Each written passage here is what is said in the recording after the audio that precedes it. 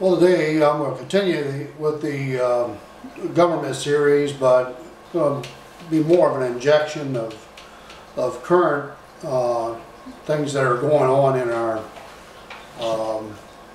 within the Church of God, particularly the United and Church of God and stuff. And so, with that, I want to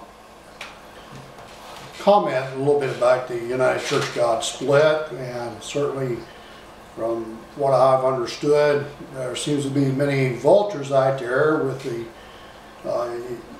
split of the United Church of God. It's unfortunate that they have disagreements, but sometimes that's just best for people to go their different ways. Hopefully they can remain together as much as they can intact. Unfortunately, it doesn't make any difference whether it's collegial type government as they have, or whether it's top-down hierarchical, these hierarchical vultures of living and PCG and restored. They're all just looking to swoop in and grab some prey. That's what they're really after, more people coming after. But anyway, I was reading on this article from Stephen Fleury, the son of Gerald Fleury, and I haven't been around him for some time, but he is a very adequate speaker, adequate in a way that many of ministers are. They're adequate to bring out their own point of view, to spin things the way they want things to happen. But I do give him credit in his article about how the Philadelphia Church of God was kind of out there first before all these others, and they were pretty much silent. So I'll give you that much, because at that time I certainly was a part of that organization and was a witness to what was going on. And so I give him that much, that indeed all these other people, Rod Meredith and David Hume and all, were pretty much silent. And what was the cost of their silence? Well, it was tens of thousands of brethren just giving up. That was the cost for their being silent. So indeed, I give Stephen Fleury that indeed at least somebody did something. But I will read some of this from Stephen Fleury. I don't know how much it'd be, and make comments as I need to. Said, after joining the United Church of God in 1995, one former minister of the Worldwide Church of God outlined 4 choices for disgruntled members of the Worldwide Church of God. 1, stay with the Worldwide Church of God. 2, join the United Church. 3, go with Rod Meredith's Global Church of God. Or 4, wait on God to clearly reveal where to go. And in his mind, the Philadelphia Church of God wasn't even worthy of consideration. And he's correct about that. No one really considered the Philadelphia Church at all. At the time he listed those 4 options, the PCG had been in existence for more than 5 years. We had 52 ministers worldwide, serving more than 4,000 brethren. The church's annual income was over $5 million. Trumpet magazine circulation was around 50,000. And our weekly Key of David television program could be seen nationally on several cable stations, including WGN, as well as over the air in the 22 largest markets in America. We also had national television coverage in Canada, Australia, and New Zealand. And indeed they did. I was there about 91 till about 94. And indeed we were doing very well. And you can't compare apples and oranges here, because Global, he'll bring us out, and Living and United just aren't even in the ballpark. But this doesn't mean that they are the ones that you need to be joining up with either. I might mind you. Anyhow, but all this was of little consequence. The most ministers and many worldwide church members during the 1990s, we after all were nobodies who started with nothing. Our work began in '89 with 2 unemployed, relatively unknown field ministers from Oklahoma, 2 used automobiles, an old desktop computer, $80 in church account, a typewriter manuscript known as Malachi's Message to God's Church Today, and about 400 names and addresses of the Worldwide Church of God members. Now, indeed, I did start with nothing, basically, and there's great criticism of Gerald Flurry and John Amos at the time. Great consternation for them then, and certainly that consternation has not dissipated very much over the years, either rightly or wrongly.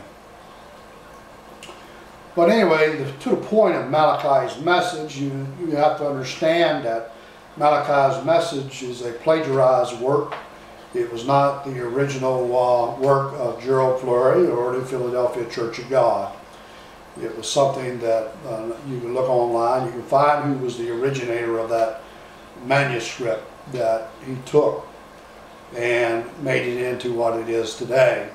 Gerald Flurry was not given this revelation, as he says, and even if he did, you can go through this Malachi's Message and you can pretty much refute every bit of it. His points, one of them being that the Laodiceans will reach a number of 144,000 in number, and the Philadelphians will reach 144,000.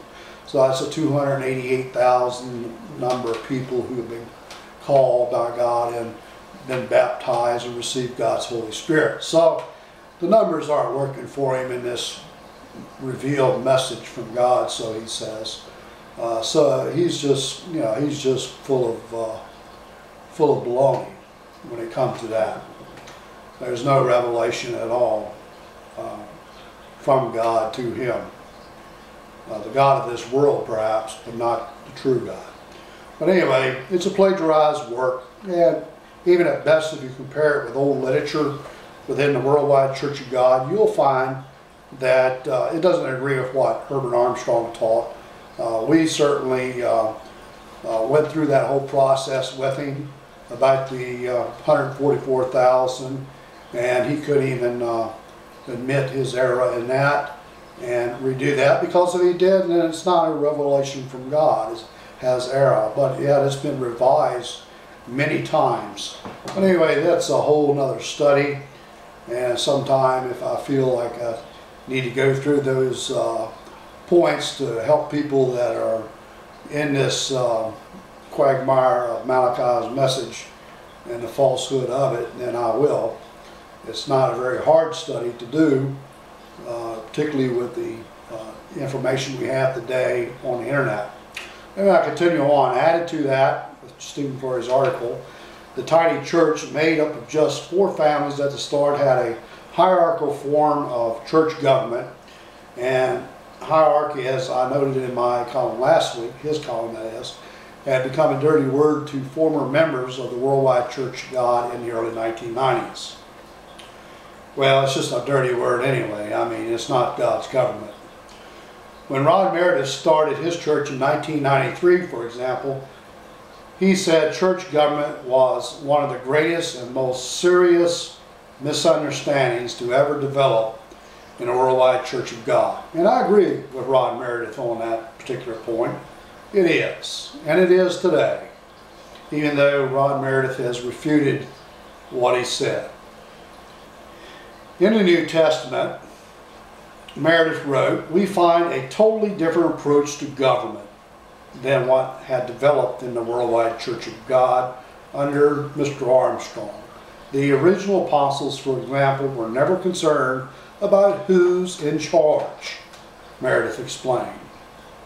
Everyone had input. All the elders submitted to one another. Now, in part he's correct, but he's not correct when he says that wasn't a concern of the original disciples, because if you go to Mark chapter 9, wait a minute here. I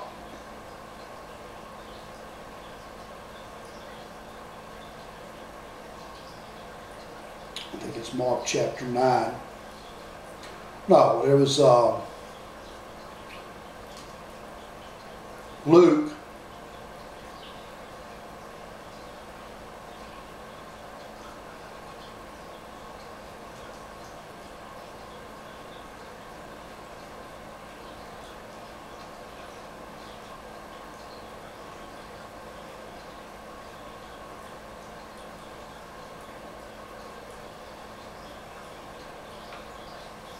I'll find it here.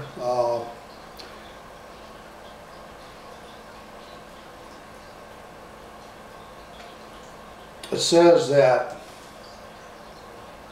there was a dispute among them, and if we look over here in the New Testament, you know, I mean, for instance, it says, you know, but in Matthew 23, chapter 23, verse 11, Christ says, but he who is greatest among you shall be your servant.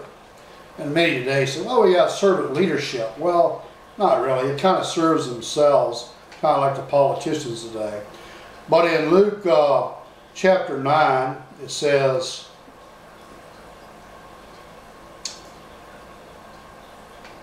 in verse 46,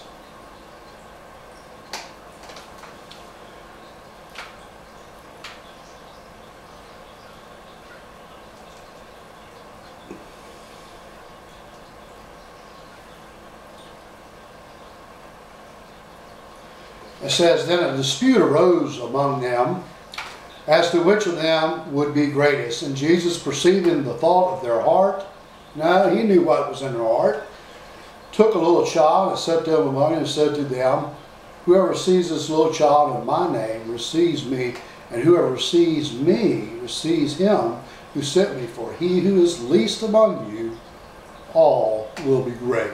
You see, it's not the high and mighty, it's not the great important ones that we need to be looking to, you know. It's the ones that are the least esteemed,